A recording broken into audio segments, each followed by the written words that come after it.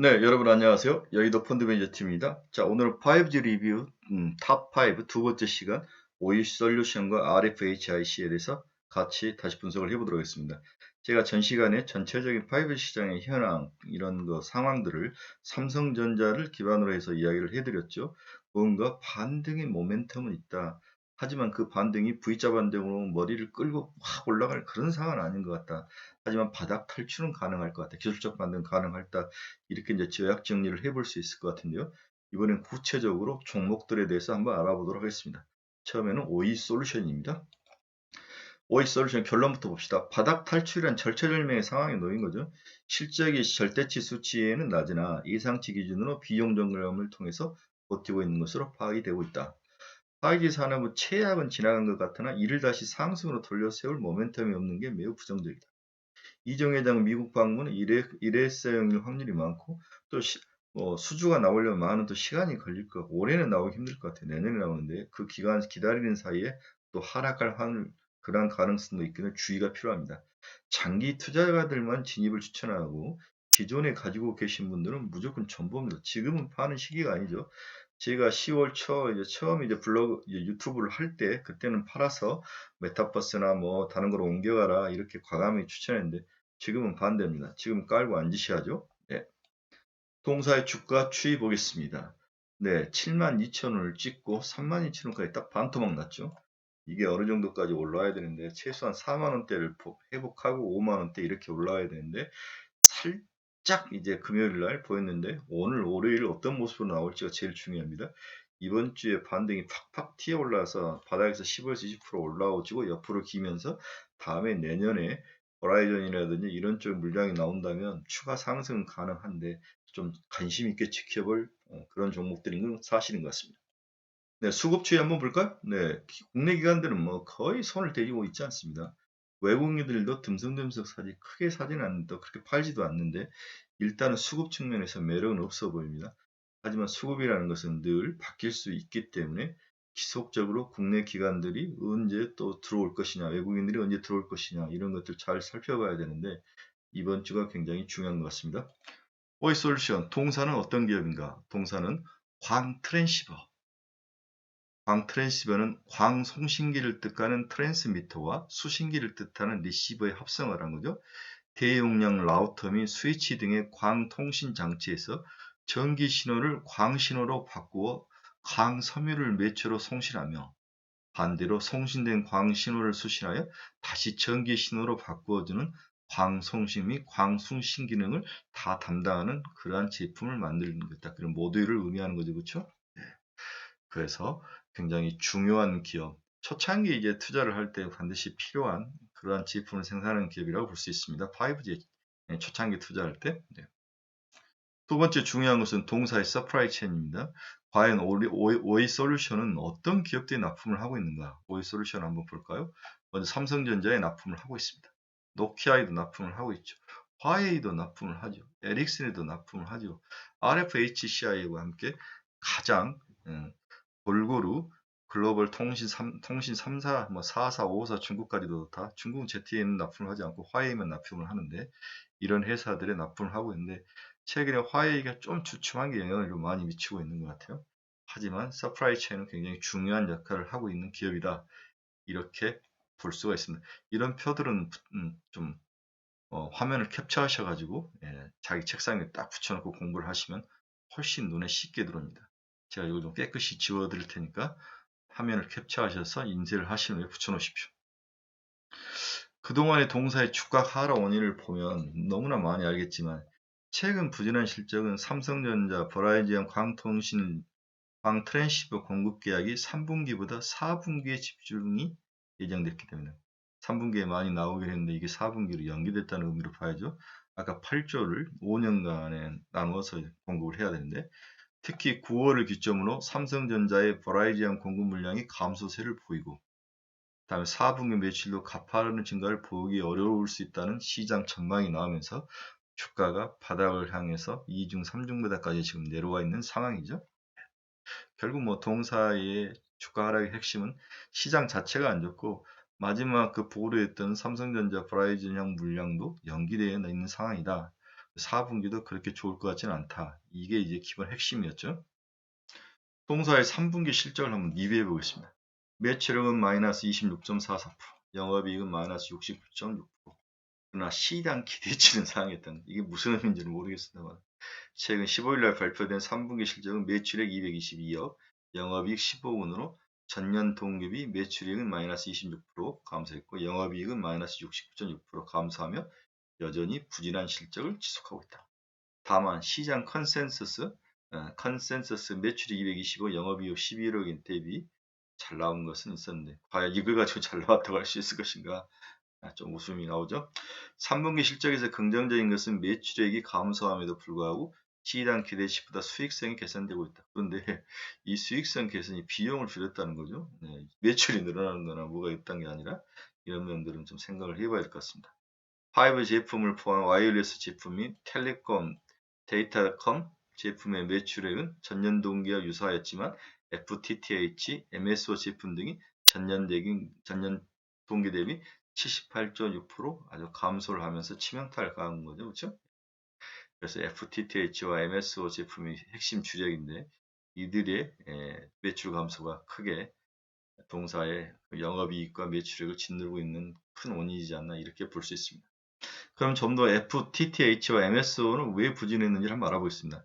지난해 3분기 양호에 있던 FTTH, MSO 제품 매출이 높았던 것에 대한 기저효과로 올 3분기에는 하락을 한 거죠. 시장 기대치보다 수익성이 개선되는 것은 판매관리비가 예상보다 크게 감소했기 때문이다. 그렇죠? 지난해 3분기 판매관리비 83억 및 전분기 판매관리비 96억 원 대비 약 73억 원 하락했죠? 네.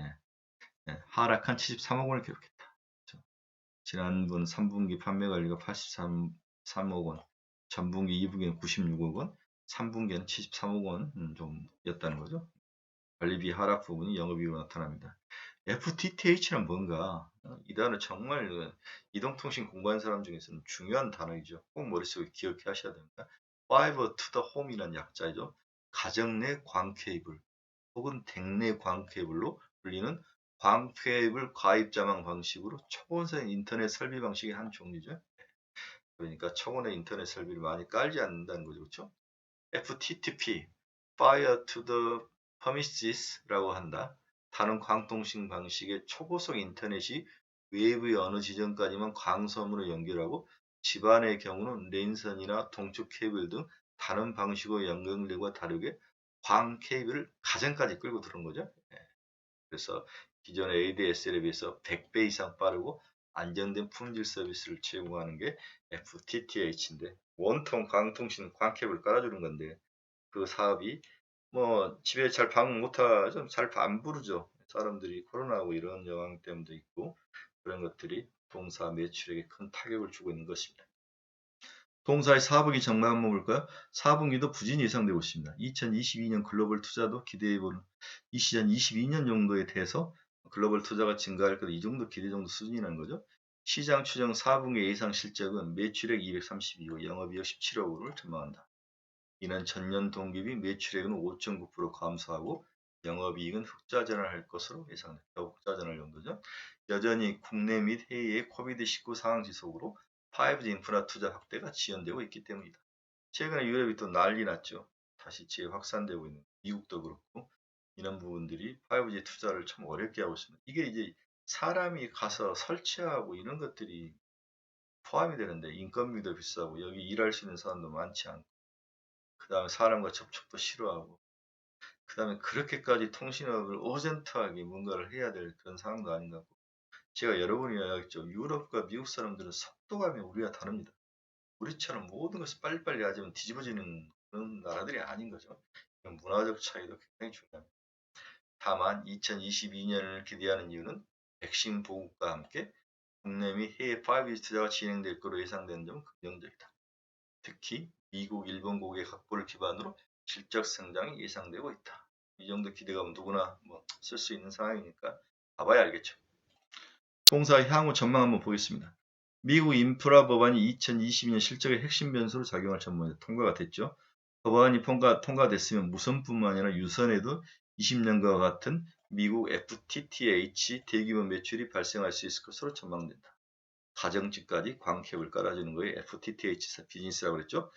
이 이외에도 추가 업사이드로 최근 출시한 하이엔드급 광 트랜시버 100GBps, 400GBps가 있는 이것들이 굉장히 나름대로 시장에서 어필을 하는 부분이 있는 것 같습니다. 해당 제품은 서버 등 대규모 유성 시장이 전방 시장의 성장성에 달려있다. 그렇죠? 서버 쪽이 시장이 활성화되면은 여기에 맞게 빠른 뭔가 들어가야 되는 거죠. 하이엔드급 광 트랜시버가. 그래서 서버 시장이 굉장히 중요한 거죠. 서버 시장은 또 결국 삼성전자 반도체 시장과 연관이 있는 거죠. 현재 국내 고갱 사양 콜이 진행 중이다. 그렇죠? 2022년 1분기 내년부터 대량 생산을 시작할 예정이다. 매출 감소에도 전사 수익성은 상대적으로 견조할 전망이다. 긍정적으로 썼네요.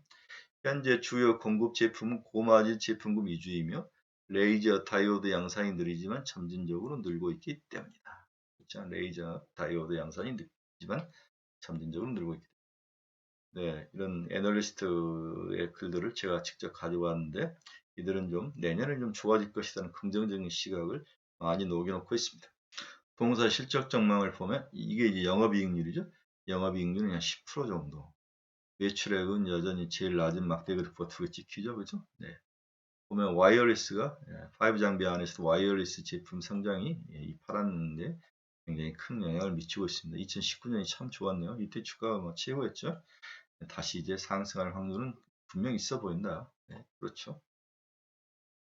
그래서 동사의 실적 전망을 다시 한번 보면 2022년이죠. 내년 예상치 매출액은 1360억, 영업이익은 168억, 작년에 74억, 올해 74억 정도니까 2배로 뛴다. 이것만 된다면 주가는 바닥에서 한번 턴해서 4만원, 5만원까지 올라올 수 있는 가능성은 충분하다. 문제는 섹터 자체가 움직일 수 있는 그 무엇이 필요하죠. 그 무엇이 삼성전자가 해외에서 따오는 물량도 필요하고 신정부나 다음에 두 대통령 후보가 무엇을 이야기하느냐도 굉장히 중요한 것 같습니다. 자, 첫 번째로 OE 솔루션에 대해서 알아봤습니다.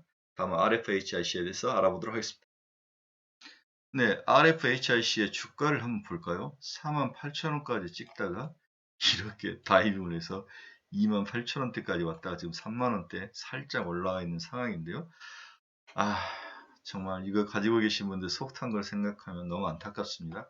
하지만 이제 어느 정도 살짝 주가가 움직일 수 있는, 흔들릴 수 있는 그런 좋은 긍정적인 면이 있어서 너무 또 상심하지 마시고 35,000원까지는 존버입니다. 지금은 파는 게 아니죠. 이미 시기는 늦었기 때문에 지금은 순환매를 기다리고 존버하셔야 됩니다. 수급 추이 한번 보겠습니다. 네, 일방적으로 매도하고 있죠. 외국이나 다 할 것 없이 일방적으로 매도를 하고 있습니다. 수급 측면에서는 기대할 건 없었는데 지금부터가 중요하죠. 너무 많이 팔았기 때문에 너무 많이 매수 공매도를 맞았기 때문에 이제는 뒤집을 수 확률이 있습니다. 그 부분이 이제 한번 이렇게 매수가 들어왔는 대량 매수가 들어왔는데 오늘 내일 이번 주가 굉장히 중요하다 지켜보셔야 됩니다. RFHIC의 투자 포인트 한번 보겠습니다. 주가가 크게 하락한 이유는 삼성이 네트워크 사업 부분을 매각을 하겠다는 이런 소문이 한번 돌았죠. 근데 삼성은 아니다라고 분명히 이야기를 했습니다. 얼마 전 삼성 네트워크 사업 부분 매각 가능성이 주식시장에 크게 부각이 됐다. 삼성이 직접 나서서 진화에 나서긴 했지만 RFHIC 주주 입장에서는 여전히 불안한 상황이었다. 그렇죠? 삼성 매출 비중이 절대적이고 사업부 매각 이후에도 매출이 지속될 수 있을 거라는 믿음이 약하기 때문이다. 하지만 일부 투자가들의 우려와 달리 삼성이 향후 2, 3년 내에 네트워크 사업을 매각할 가능성은 희박해 보인다. 휴대폰 사업의 매출 영향이 지대하기 때문이죠. 이건 불가능한 이야기. 중국의 화웨이가 휴대폰 시장에서 약진할 수 있었던 가장 큰 이유는 네트워크 사업부에서 강점이 있기 때문이라는 거죠.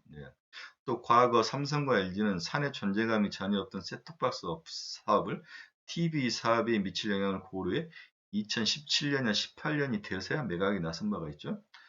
5G가 4차 산업의 핵심 인프라로 부상하고 휴대폰이 새로운 디바이스와 경쟁할지도 모르는 애매한 상황에서 삼성이 네트워크 사업을 매각하거나 철수할 이유는 전혀 없어 보입니다. 사실상 가능성은 희박하죠.